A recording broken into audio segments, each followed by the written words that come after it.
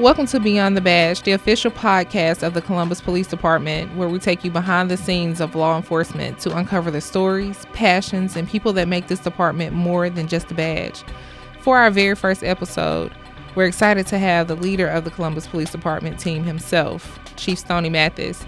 Chief Mathis has dedicated decades to the field of law enforcement, and today we'll hear his journey from his early years to what inspired him to wear the badge, all the way to becoming our chief. We'll also learn about his vision for the department, lessons he's learned along the way, and even a few surprising facts you might not know about him. Thank you so much for being here, Chief Mathis. This is our very first episode of Beyond the Badge with Columbus Police Department, and we can't start this episode without talking to the man at the top. So we want to talk about you, want to learn everything that there is to know about Chief Mathis, and what are we going to be looking forward to in the future? Outstanding. I'm excited. All right. So let's go for it. Tell us about your childhood, your upbringing. Where are you from? I'm from Oklahoma. My dad was military, and I kind of moved around a lot as a young child. Spent most of my life at Fort Sill, Oklahoma. So when I came to Columbus, it felt kind of like home, with Fort Moore being right next door, because in Oklahoma it was Lawton, Fort Sill, very similar to Columbus. So grew up there, went to elementary, middle, high school there, and then also graduated from college in Oklahoma. Nice. Okay, so what inspired you to get into law enforcement? Like, you didn't go in the military. Your parents, I believe, were military, but you didn't get into the military. You chose law enforcement. I did. Yes, my dad was in the military. All my brothers were in the military. I was lucky enough to get a full scholarship to play college football. So while I was in college, I was just going to be a teacher, a coach. That's what I thought I was going to do. One of my electives was an internship with the local sheriff's department, and I went out on a couple of ride-alongs and fell in love and thought, okay, this is what I want to do for the rest of my life. All right, so you went into the academy what year? 1993, January of 1993. January 1993, so that gives you, hit me with math here, that's 32 years. God, dog. I know I don't look that old. Okay, so then let's talk about your first day on the job. You got out of the academy. I know you had to go through some additional training, but your first day on the job as a police officer, what was that like for you? What do you remember from that day? Well, it was very much like playing college football. And law enforcement is a contact sport. If you're afraid to put hands on people, you're not going to do very well. So I started, when I first got into law enforcement, my roommate in college, Dad, was a 4-star general at Fort McPherson, and I came out to visit them, decided Georgia's where I wanted to be, so I started applying for jobs all over the state.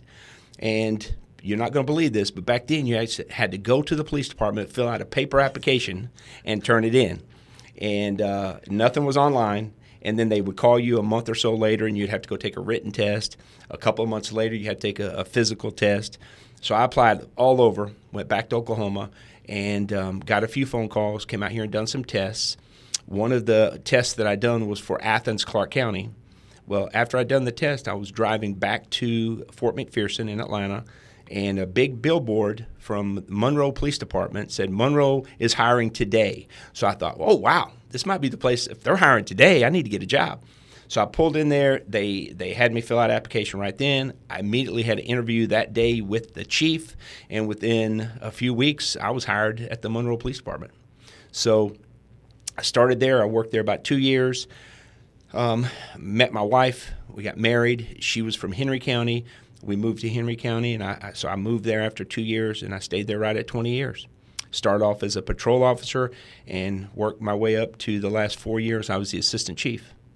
So from patrol officer to assistant chief within your last 4 years at the Monroe Police Department? No, I was with Monroe only 2 years. 2 years, okay. And then over a 20-year period, I went from a patrolman to the assistant chief. I was the assistant chief the last 4 years I was there. Nice. Okay, so let's talk about what it took during that 20-year period. Like, how did you prepare yourself to get in a position of leadership like that? Well, a lot of it happened by chance. I was a sergeant on the road, and they needed someone to take over the DARE program and the community relations program. So the chief called me and said, hey, we want you to take over the DARE program and the community relations program, but to do that, you have to go to DARE school. And none of the other sergeants want to go to a 2-week DARE school. I thought, yeah, I can do that. So I went to DARE school, passed it. Actually, it was one of the most difficult law enforcement classes I've ever taken. It was very difficult, very challenging. Got out. I was over the DARE program for maybe 6 or 8 months. We had a complete overhaul in our narcotics division, our Henry County Drug Task Force. So the chief called me and said, well, you know a lot about drugs, so we're going to put you in the Drug Task Force. And I was like, wait a minute. I just passed the DARE school, so I learned a little bit about what drugs look like. But it was interesting because the chief said, it's not that what you know about drugs, but we trust you to do the right thing. So I could not turn him down. So I went to narcotics as a sergeant. I was there about 3.5 years, fell in love with doing undercover work, working narcotics. I got promoted to a lieutenant, went out for a short period of time, got promoted to captain, and went back to narcotics for a couple years. So I enjoyed my time in narcotics, became very successful throughout the state. We had one of the largest methamphetamines busts in the state. I got an award from the DEA. So then they sent me to a drug unit commander academy at Quantico. I was up there for a couple weeks.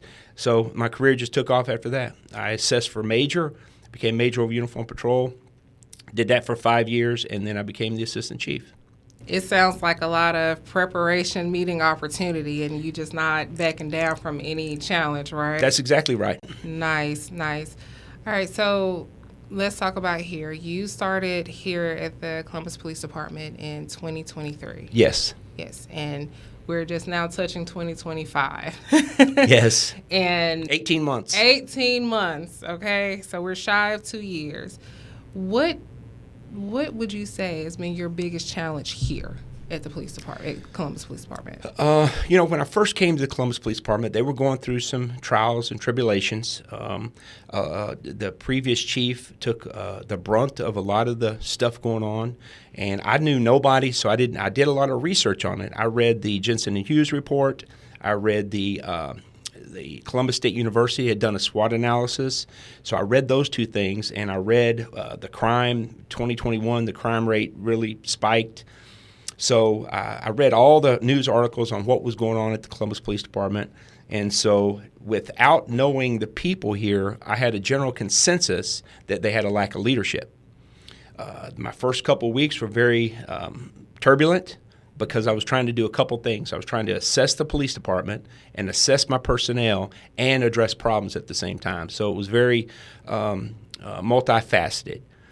But after I got in and got a chance to get to know the people and get to know what their job duties were and tasks were, it really wasn't the lack of leadership, and it really wasn't 100% the previous chief's fault. He had COVID problem during that time.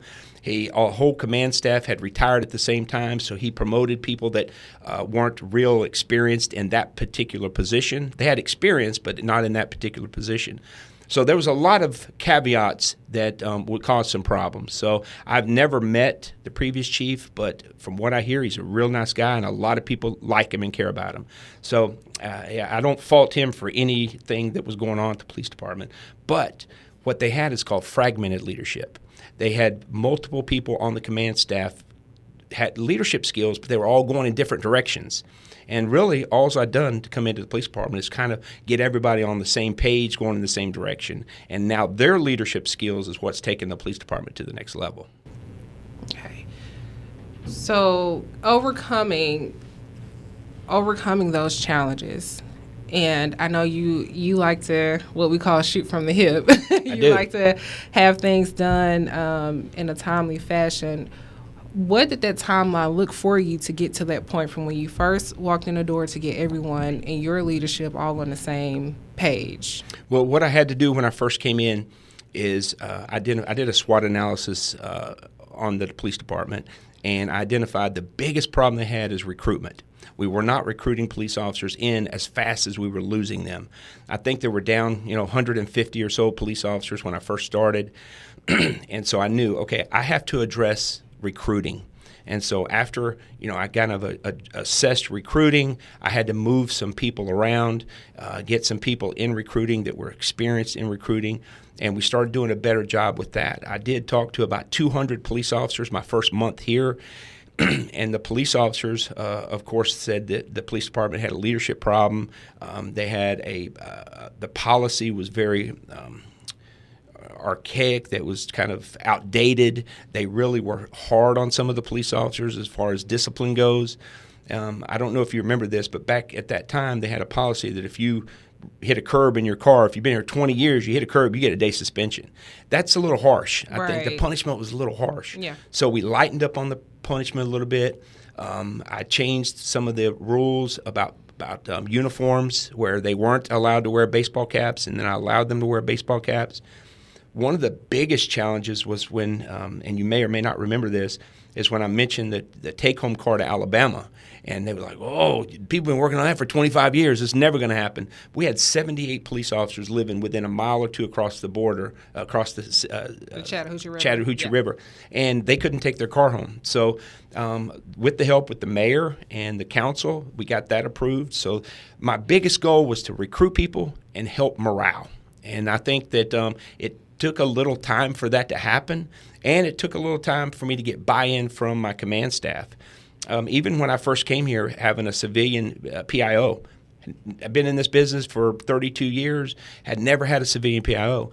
But after a few months, I started seeing the worth that even you brought to the police department. And I was like in awe. I think at one time I told you, when I go to my next police department, I'm going to send them here to you to train them, because I just think that Columbus was doing a lot of things right. Unfortunately, we sometimes, and even today, we do things wrong. So I think if we get more things right than we get wrong, we're heading in the right direction. Right.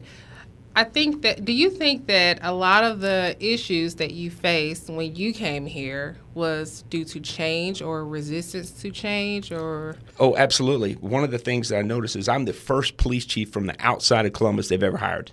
So it's almost like an incestual relationship that they only have learned from the people before them, and they only learn from the people before them. And a lot of times it doesn't have to be big change. You can make changes with a scalpel. It don't have to be with a sledgehammer. So little small increments of change get you where you need to be. And me being a chief for about 8 years before I came here, being at Henry County Police Department, Chattahoochee Hills Chief, and then Fairburn Chief, I've had a chief experience, so I kind of knew what to look for. So coming in here, it was it wasn't simple. I don't want you to make that it was simple. It wasn't simple. I had a lot of sleepless nights at the very beginning, but after a while, it started kind of morphing into itself, and then the leaders on my command staff took the ball and ran with it. You had previous chief experience at those yes, ma'am. Police departments that you mentioned. With that, would you say that it was easier at the previous police departments, or how do you compare the Columbus Police Department to your previous experience at those places? The closest thing I can compare to Columbus is Henry County, because the size are very similar. When I was a chief at Chattahoochee Hills, I went from Henry County having 280 police officers to Chattahoochee Hills having 12 police officers. So that was a big shock. And the Chattahoochee Hills was great. The mayor is great. The city manager is great. And I got along well with the citizens. It just wasn't enough for me to do. So when I went to Fairburn, who has 50 police officers, about 25,000 people, and demographically, Fairburn is 70% African American. And so me coming in there with some of the challenges that they were facing over a 3-year period, we reduced their crime rate by 52%. So I really was going to take that playbook straight here to Columbus. That's been the challenging part. Columbus is so big and so vast, it's been a little challenging. And the biggest challenge is some of the things that I say and some of my initiatives I put out, by the time it gets down to the troops, things have been watered down or left out. Not purposely, of course, but just that game that you play, where you tell one person, they tell a person, right. The mission changes. So What I started doing is once a month it started off, and now I do it once a quarter. I actually go to roll call. I tell them what the mission is. I tell them what my expectations are, and I implemented a thing called the stat tracker that basically holds every police officer accountable. It collects their data, collects their stats, and as long as police officers think somebody's looking, they're going to operate at a high level. As soon as they think nobody's paying attention, their productivity drops. Right. Are you looking at that stat tracker, like when it comes to time for, let's say, promotions, or if they're getting opportunities to go to, like, I guess, some high-level training or something? I do. Okay. I look at that stat tracker. Matter of fact, I look at it monthly. And what I do is, if you talk to some of the police officers, I look at the ones that are really producing well, and I call them. And I say, hey, this is the chief. I'm looking at the stat tracker, and I see how well you're producing. I just want to let you know how much I appreciate it. And you wouldn't believe how well that goes over.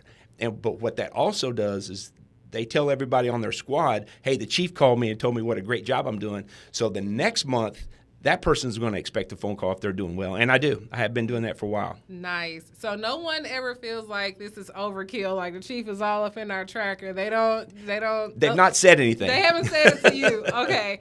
Okay. So I want to talk about a little bit of what do you see for the Columbus Police Department in the next 5 years? Well, when I came to Columbus, I was an interim chief, and I was just short term. I didn't have any intention to being a long-term chief, and I still don't. But I knew that I could not accomplish what I needed to accomplish in 3, 4, 5, 6 months. So I did apply, and I did get the job. Now it's been 18 months, and we're a lot closer to where we need to be, so I can just move on. I'm a change agent. I'm a transformational leader. But the problem with the transformational leaders, I come in and make these changes and changes and changes. It upsets people that like the status quo. So although we're moving in the right direction, there's probably a group of people within the police department would really like things the way they were 30 years ago. Well, we're never going to go backwards. We're going to continue to go forward. But a long-term chief could come in another 6, 8 months, a year, and then take it for the next 5 to 7 years. And they move a little bit slower than I do, and they move a little bit more methodically. Because like you said, I shoot from the hip. And part of the reason is because I came in and when you identify 50 problems and you know that 25 of these problems can't wait a year, then you start making them really quickly. So, and that's kind of the way my leadership style is. We made a lot of changes since I've been here. But now, I don't know if you can feel it from where you're sitting, but now things are slowing down a little bit. We've kind of got at least a vision to where we want to be over the next 2 or 3 years. So probably over the next year, I'm going to be making my exit and turning this police department over to somebody that can take it to the next 5 to 7 years. A year? We just started 2025. Yeah, 2026 probably is... Oh, is this okay? You would hear it here first. Look, on our podcast, you would hear it here first. Okay, so dang, I asked you about 5 years, and you're talking about leaving in 2026. Yeah, the next 5 years is kind of going to be up to someone else, but okay. I'm going to try to leave it in good hands. I'm going to leave it with y'all. Y'all have done a tremendous job in the command staff and in my office. So I believe another year that I think we'll be on solid footing, that we can take it to somebody else can take it to the next level. Can you speak now to what your next steps may be after the police department, after here? I don't know. I'm people always ask me my political views on stuff. I'm more conservative when we talk about fiscally responsible, but I'm more liberal when we talk about social issues. So I may run for some type of office because I feel like I have a lot of input coming from government and seeing some locations that have people that have been underserved.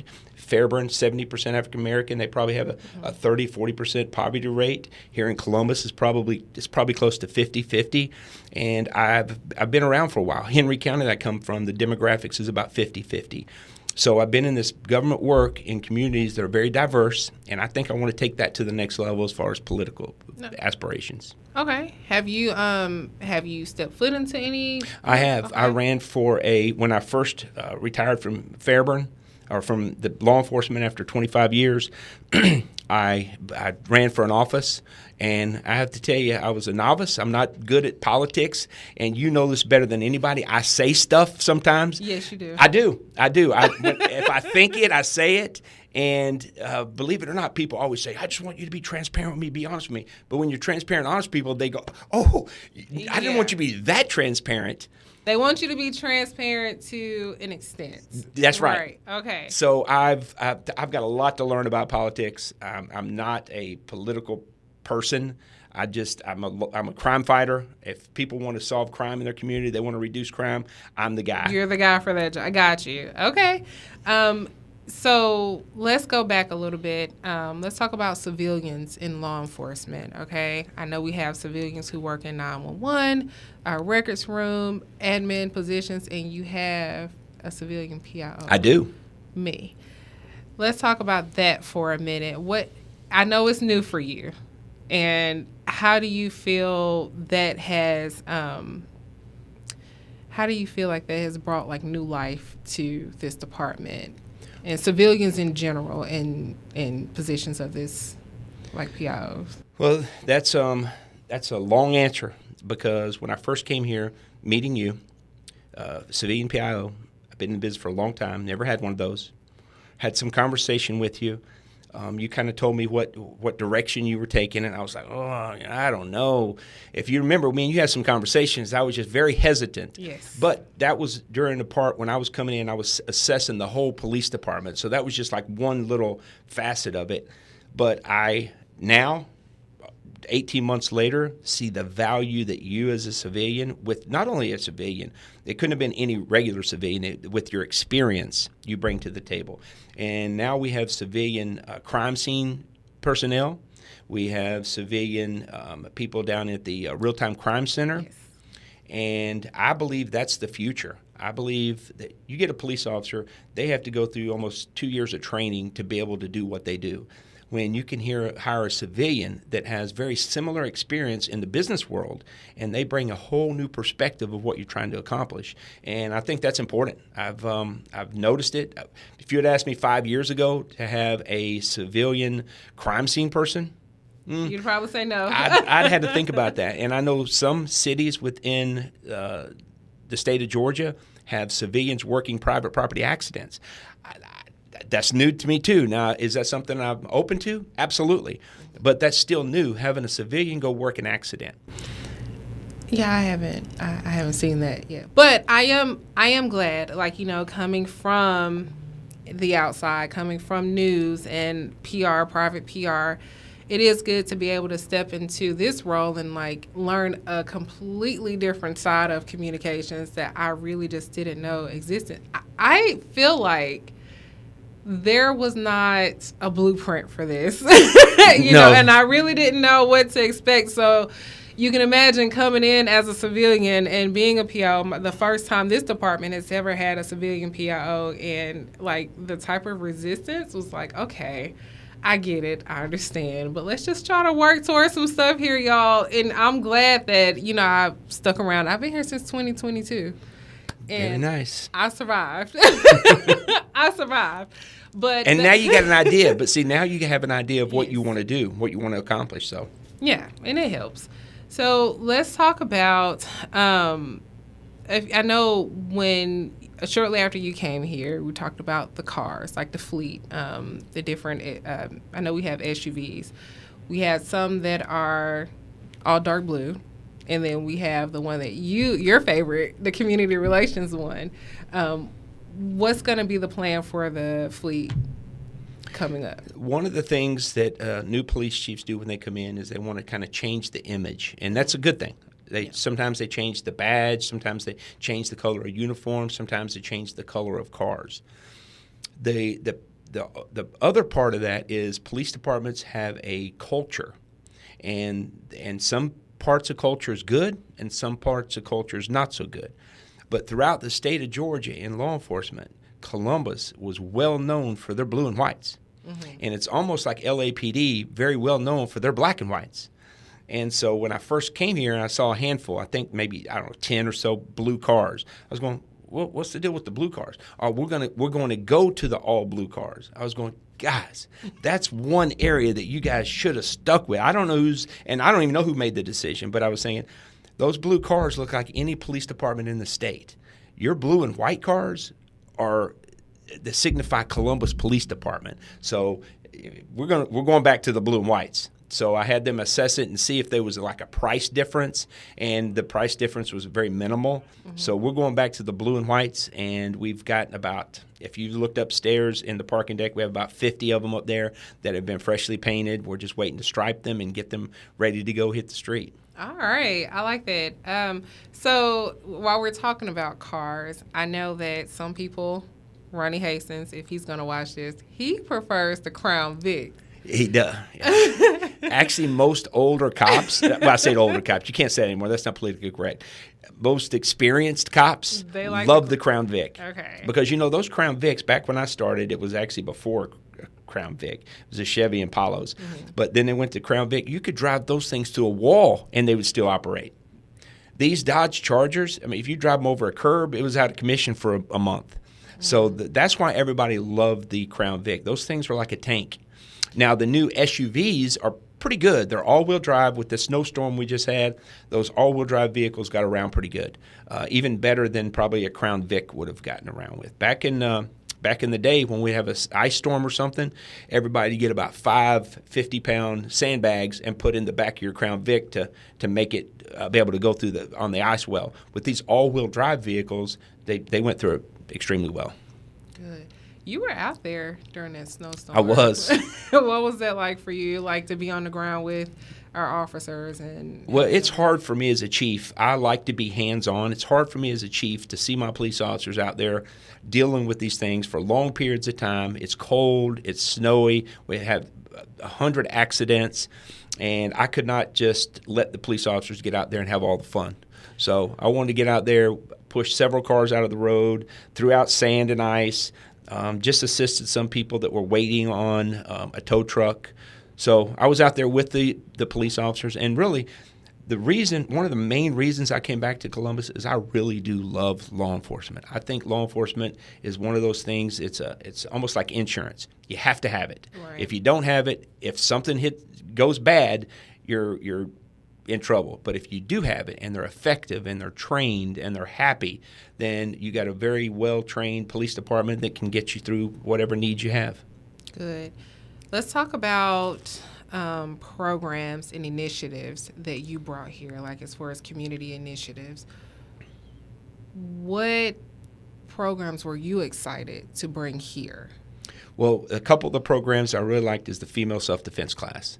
I think that does two things. It trains people within our community to protect themselves so they don't become a victim, so that helps our call volume. And then two, it gives me a chance to one-on-one have conversations with people within our community. And the reason it's a female self-defense class is because women are 5 times more likely to be a victim of crime. So I've been asked multiple times, can I have just a defense class, a citizen defense class? And I think we're doing one of those. It's not necessarily me going to be doing it, but I think these female self-defense classes, having them once a quarter or something, is just a good initiative to get involved with the community.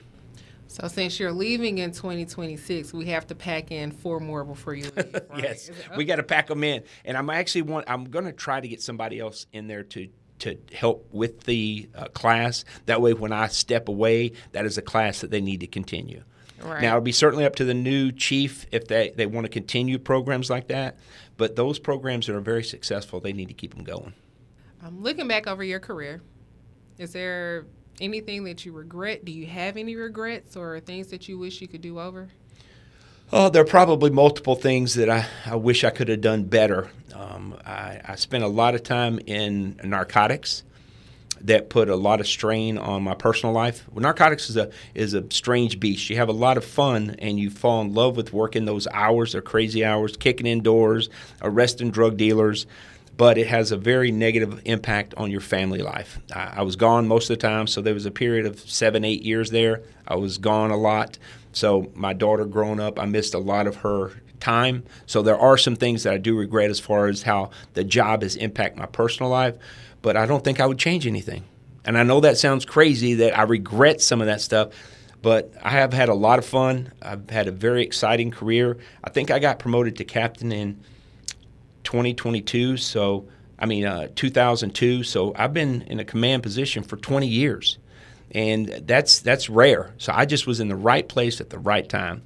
And at the time, Henry County was growing very quickly, so I got to grow with the police department. You talk about some of those things that you wish you could do better. You now have officers who are working, like in our special ops unit, who, or officers in general, who are spending a lot of time away from their families. What would you say to them to help encourage them as they, are hopefully on their path to leadership? And I have, and one of the things that I tried to help them is going to the 12-hour shifts. 12-hour shifts, they're home 15 days a month. But what police officers do is 7 of those 15 days, they're working extra duty jobs. So my advice to them is not work so many extra duty jobs. Don't live outside your means and spend more time with your family. So that's the thing about the 12-hour shifts. You only work half a month, but if you work 7 of the other half a month at extra duty jobs to drive that brand new truck, then you're defeating the purpose. So I would say spend more time with your family. Would you say that would be attributed to pay? It definitely is contributed to pay because when I first got here, I found out that they were only making like $30 an hour working these extra duty jobs, but closer to Atlanta, it's like $55 an hour. Yeah. So I was like, okay, that's not enough. And we had so many extra duty jobs, we couldn't even fill them all. So I said, we need to go up to $40 an hour. And if some of these people don't want us working there, fine. We got a lot of extra duty jobs. So when I went up to $40 an hour, didn't miss a beat. And these police officers now could work less extra duty jobs and make the same amount of money. So it is contributed to money. And I don't know if you remember, but I did the $5,000 pay raise. Right. So I eliminated 44 positions to give every police officer and every dispatcher a $5,000 pay raise. So every time the council and the mayor approves something like that, it helps these police officers. Got it. You talk about the city council and and their impact here, like they're approving like the pay raises and eliminating positions. Are you going to try to get some of those positions back and continue to keep the pay steady for the officers here, or what is that going to look like? Yes, one of the things I told the council and the mayor from the very beginning is the number's 400. If with the technology advancements we've made over the last 2 years, if we can get to 400 police officers, that's all I need. I can really have a good, positive impact on the city of Columbus with 400 police officers. And with those 400 police officers, with the 4 civilian crime scene techs, this year I'm asking for 4 additional civilian crime scene techs, because right now it's got 4 civilians and 4 certified. I'd like to get those 4 certified back investigating crime and let the other 4 civilians handle that. So with the advancements of technology that we have, we're solving these crimes. I think we have like a 92 or 94% clearance rate. Mm-hmm. That's amazing. Most of the time it's 50%. So we're way ahead of that curve. And we have to contribute to that to 2 things. One is technology, but 2 is these police officers. Man, these detectives are really tenacious, and they get out there and do a good job. You talked about 400 police officers, and that's the number that you're working to get back at. Where are we right now?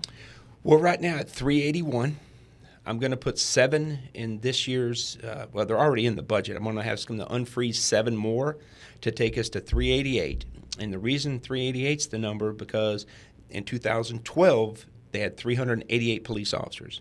So I want to get back to the numbers that they had in 2012.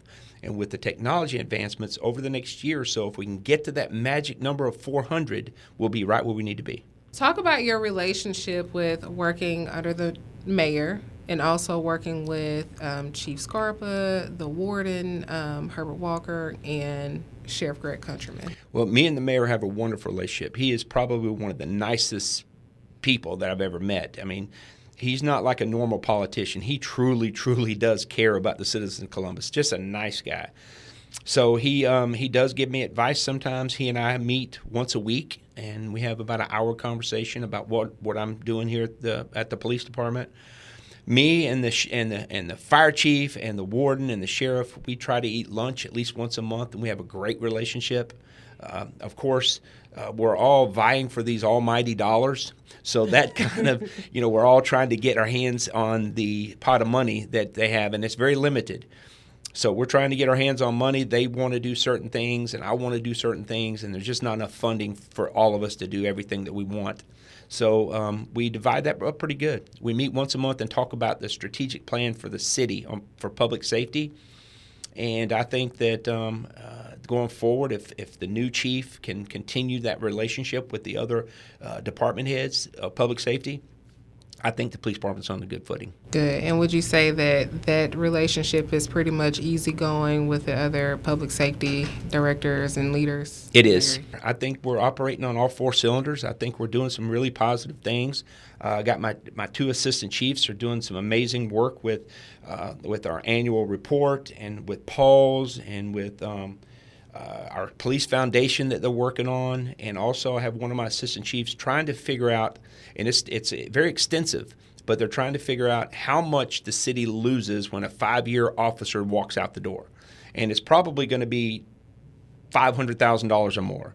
So we're trying to get that number so I can explain to mayor and council, giving them a little pay bump here and there is a whole lot better than letting somebody walk out the door. So I have them working on some very high-level things. And my deputy chiefs, I kind of took a hands-off approach with them after I figured out they know what they're doing. And I'm not a micromanager. I'm an encourager and a coach and a mentor. And so now I just act as a cheerleader. I tell them they're doing a good job. Now, I am I keep a very high standard. So if they ever drop below that standard, they'll probably see a different side of me. But right now, I'm just a cheerleader. I got you. All right, Chief Mathis. Thank you. Coming up next, from cadet to captain, 5 decades of service, leadership, and history. In our next episode of Beyond the Badge with the Columbus Police Department, we sit down with Captain Turner, who has dedicated more than 50 years to the Columbus Police Department. Hear how he started as a cadet, climbed the ranks, and now gets to witness the department's first ever Cadet Appreciation Day. Don't miss this conversation with a true CPD legend.